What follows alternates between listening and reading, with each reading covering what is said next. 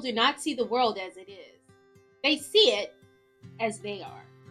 Margaret Landon. The way we see the world is a reflection of who we are, not necessarily a reflection of reality.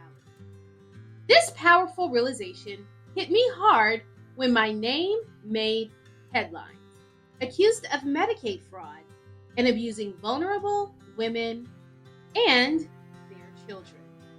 The story painted me as a villain, a manipulator preventing women from receiving essential services, fabricating records, and stealing over $500,000 from a system meant to protect the most vulnerable. It was a narrative designed for shock value, to satisfy the public's hunger for scandal. But the truth? The truth was entirely different. And yet the world didn't see the truth. They saw a reflection of their own fears, biases, and preconceived notions. They didn't see the world as it was. They saw it the way they are. It's easy to believe what the world shows us on the surface. A reporter can write a story, and without asking questions, we accept it as fact. The public heard of my alleged crimes and immediately labeled me guilty. But the reality of the situation was far more complex than the headline-grabbing narrative that the media chose to focus on. The prosecutor in my case presented no evidence at trial at all to support these wild accusations. Meanwhile, I stood there, presenting 17 pieces of evidence that revealed the truth. The women under my care weren't being harmed, but elevated. They weren't denied services. They were receiving more support than ever before. My only crime was lying to the government when I realized that the very program they created was deeply flawed. I had 18 women and children in my care, and I was fighting to protect them from a system that wasn't equipped to serve them adequately. It's easier for people to believe in a lie than it is to accept the complexity of the truth. The truth requires us to think, to challenge our assumptions, and to see beyond the easy story that fits our worldview. The prosecutor had no evidence, and the evidence I presented in my defense clearly showed that my lie was told out of desperation, not to harm, but to help. Yet, the narrative the media clung to was one of deceit, abuse, and exploitation. They weren't interested in the truth. They were interested in drama, a story that would capture attention and sell papers. This is the lens through which they viewed the world, a lens shaped by the need for sensationalism, not integrity. For anyone who has faced false accusations or had their reputation dragged through the mud, this experience is all too familiar. The world doesn't always see the truth, and people don't always see things as they are. They see things through the lenses of their own experiences, biases, and emotions. When they hear a story of fraud or abuse, they automatically assume guilt because it fits the narrative they've been conditioned to believe. But that doesn't mean the story is true. It simply means that people are projecting their own fears, insecurities, and judgments into the situation. For me, the truth was clear.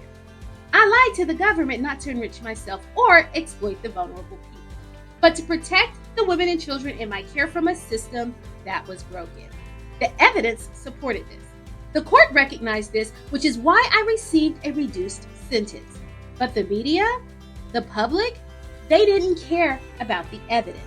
They cared about the story that validated their perception of the world.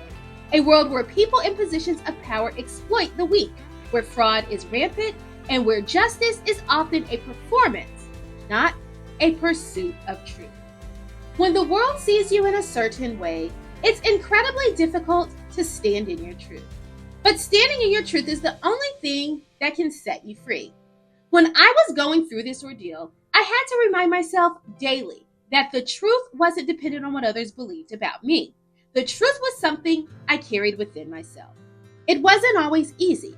There were moments when I doubted myself, when I wondered if the lie would swallow the whole truth. But I held on to the fact that no matter what the media said, no matter what people thought, I knew the reality of my actions and intentions. This experience taught me that in life, you cannot control how others perceive you, but you can control how you respond. You can't change the narrative that others write about you, but you can write your own story by standing firm in your truth. For anyone struggling with being misunderstood or falsely accused, remember this: the world will often see you in a distorted way, but that distortion is not your truth. It's a reflection of their own lenses, their own biases. And while it may hurt to be misjudged, the truth always has a way of surfacing, if you have the courage to hold on to it. In my case, the truth came to light, albeit partially. The court recognized that my lie didn't harm the women and children in my care, but rather helped them navigate a flawed system. That truth was enough to grant me a reduced sentence. It wasn't a full exoneration, but it was a step toward justice. I knew that standing in my truth was the only way I could regain my peace, even in the face of public condemnation. For those who are facing their own struggles, especially when it seems like the world is against you, know that standing in your truth is a victory in itself. And this isn't just about my story. It's about the larger principle that we all face in life. People see the world not for what it is, but for how they are. Each person interprets events, people, and situations through their own lenses. When you're faced with judgment, criticism, or false accusations, it's often not about you at all. It's about the person doing the judging. They're projecting their own insecurities, fears, and doubts onto you. The important thing is to recognize this and not let it shake your sense of self. When you understand that people see the world the way they are, we can find a sense of freedom. We stop trying to control how others see us. We stop living for their approval. Instead, we start living for ourselves, for our truth, and for things that matter to us. This shift in perspective is powerful because it puts us back in the driver's seat of our lives. We no longer wait for the world to validate us. We validate ourselves. This lesson is especially important for anyone going through difficult times. Maybe you're struggling with your reputation, or perhaps you feel like the world is against you. Maybe you're working hard to prove yourself, but no one seems to see your worth. In these moments, it's easy to feel defeated. But I want to encourage you, don't let the world's perception of you define your reality. People see what they want to see. Your job is to hold on to your truth, even when it feels like no one else can see it. When the world is busy creating narratives that don't reflect who you are, it's crucial to stay grounded in your own narrative. Don't let their story become your story. Your truth is your power, and it's the foundation upon which you can build a life of integrity and purpose. In the face of misunderstanding, keep your focus on what you know to be true. This is where real strength comes from. Not what others think of you, but from what you know about yourself. The world will always be full of noise, distractions, and opinions. But you don't have to let that noise drown out your own voice. You don't have to live your life according to someone else's script. You have the power to define your path, regardless of how others perceive you. This is your life, your journey, and your truth. Stand tall in it. And don't let anyone take that away from you. For those who are struggling, remember this: the world's perception of you is not your truth. People see what they want to see, and that has more to do with them than it does with you. The real challenge is not convincing the world of who you are, it's staying true to yourself in the process. Keep your integrity intact. Hold on to your truth, and trust that in time, the right people will see you for who you really are.